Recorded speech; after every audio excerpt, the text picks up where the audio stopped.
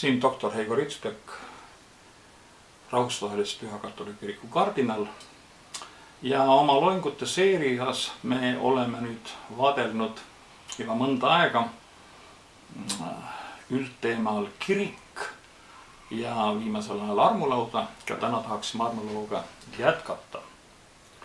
Tegelikult on eukarist niivõrd tähtis osa Jumala teenistusest, et kui me tahaksime esitada sellise küsimuse või oleks vajalik esitada selline küsimus, et mida kõik võiks Jumala teenistusest ära jätta ja Jumala teenistus jääks ikka Jumala teenistuseks, siis me võiksime jätta väga palju asju ära, aga armunud me ära jätta ei saaks. Ja see oli ka üks põhjus, miks varakirikus käisid kristlased koos, sellepärast, et templiteenistuses loeti pühakirja, palvetati, aga üks, mis seal ei olnud, oli armulaua ühtsus. Teiseks on väga olulise tähendusega see, et me tänapäeval elame maailmas, kus on kõiksugused vaimsed õpetused väga tähtsale kohale saanud. Me võiksime isegi ütelda esoteerilised õpetused. Ja kõik vaimne on kuidagi väga in. No loomulikult pole see ka midagi uut, see oli ka nii antiik-Kreekas, antiik-Roomas ja antiik-Kreekas-Roomas oli isegi selline äärmuslik suhtumine, et kõik, mis oli liha või mateeria või ihus, oli nagu väga negatiivne. Ja siin me näeme, et ristiusk on selles mõttes täiesti teistsugune. Armulauas me tuleme Jumala juurde, oleme Jumalaga osaduses ja ristiuse olemuseks on söömaaeg. Söömaaeg, see ei ole filosoofiline tõde, see ei ole mingisugune oluline kristlik selline doktrinaarne vaidlus, see ei ole ka teatud väidete kokkupanek, vaid just nimelt söömaaeg. Peamine põhjus, miks me tuleme siis kristlastena kokku, on see, et tulla ja süüa üheskoos Jeesusega. Kui me üldse vaatleme tervet Jumala sõna, tervet piiblit, siis me näeme, et igal pool on materiaalsel küljel väga suur tähendus ja tähtsus. Ja jällegi me tänapäeval oleme sellises olukorras, kus me väga tihti püüame seda kõike eitada või seda teisejärguliseks panna. Näiteks Vanas testamendis räägitakse meile koguduse telgist, seal tuuakse ohvriks loomi, preestrid teenivad seal, preestritel on seljas erilised riided ja nii edasi. Isegi kui me tuleme nüüd Uue testamendi juurde, me ütleksime, et okei, et see oli Vana testament ja nüüd me oleme nagu sellisesse vaimsesse maailma jõudnud, siis tegelikult ju Uus testament algab ju ka millegagi, mida ei saa absoluutselt sellest füüsikalisest või füüsilisest maailmast lahutada. See on Jumalast saab imik, väikene lapsuke. Ja kas saab enam füüsilisemaks minna? See on äärmiselt selline tegevus, kus kui me tahaksime ainult vaimsetest asjadest rääkida, siis me ei saaks ju rääkida sellest, kuidas neitsi sünnitab. Ja edasi me vaatame, kuidas Jeesus kasvab, millega ta tegeleb, puutööga. Jälle väga füüsiline tegevuseks. Ja selles mõttes on kristliku kiriku õpetusel sellise füüsilise kaudu väga oluline tähendus. Me tuleme selle juurde ka tulevikusel mitmel puhul, et see on tegelikult Jumalapoolne kingitus meile, et anda meile arusaam sellest, kes meie oleme ja kuidas me Jumalat teenime. Mäletame kas või seda, kuidas Toomas ühel päeval ei tulnud kirikusse ja kui ta uuesti tuli, siis ta ei uskunud, et see on tõesti Jeesus. Ja siis ta ütleb Toomasele, pane oma käsi siia ja puuduta mind. Jeesus ütles enne jüngritele, puudutage mind, ma ei ole vaim. Ja see on tegelikult omane tänapäeva maailmale, tänapäeva kultuuridele, kõiksugustes asjades, nagu ma olen varem öelnud, kui me läheme pulma, läheme matusele, läheme sünnipäevale, üks asi, mida me kindlasti teeme, on, me sööme üheskoos. Ja see on see, mis annab kogu sellele sündmusele tähendus. Teine mõte, mis see juurde käib, on see, et loomulikult eukarist on võimas sümbol ja Jumal otsib kommunikatsiooni meiega siis füüsiliste asjade kaudu, aga eukarist on ka sakrament.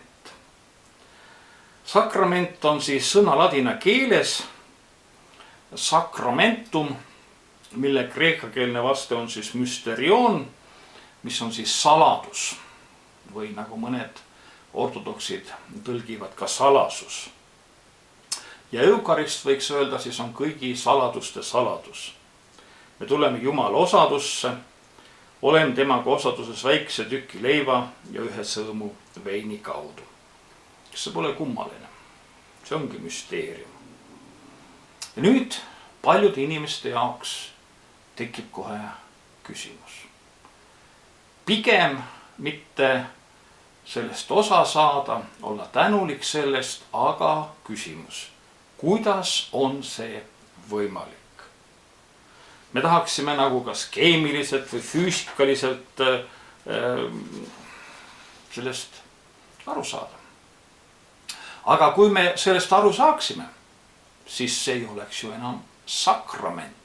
Sakrament ongi saladus, see on müsteerium. Me saame seda ainult vastu võtta usu kaudu. Ja sellepärast ongi väga olulise tähendusega ka, kui inimesed tulevad armulauale. Neile antakse oblaad ja preester ütleb sõnad, see on Kristus ihu, siis armulauale tulija vastab sellele aamen. See on täpselt nii. Ja karikasaanuna täpselt samamoodi aamen. Me ei saa midagi muud öelda. See on täpselt samamoodi, kui me vastame mitmetele Jumala tõotustele, Jumala poolt öeldule, kõigele sellele, mida Jumal tahab meile pakkuda, me lihtsalt saame öelda aamen sellele. See on nii.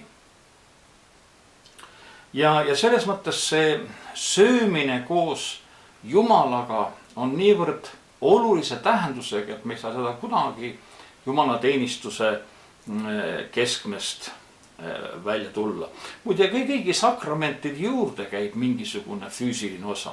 Näiteks vesi, õli, salvimise juures, isegi Jumala õnnistuse edasi andmisel, vaimulikud tõstavad käe ja nii edasi. Ja see esimene päevakorrapunkt on isegi piibli alguses söömine. Sellest puust võib süüa, sellest puust ei tohi süüa. Ja kõiges selles me näeme, kuidas me peaksime hoiduma sellisest antiik-Kreekast juba vohavast ja ka tänasesse päevasse tulnud nõndatud vaimsetest õpetustest, kes heidavad väga